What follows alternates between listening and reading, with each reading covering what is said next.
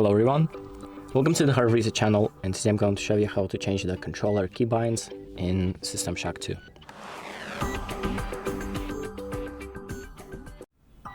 So the first thing that we're going to do is open up the options. Then we're going to go to the controls tab and scroll down to the controller section and find the bindings button. So we're going to press that, and here you can change all of the keybinds.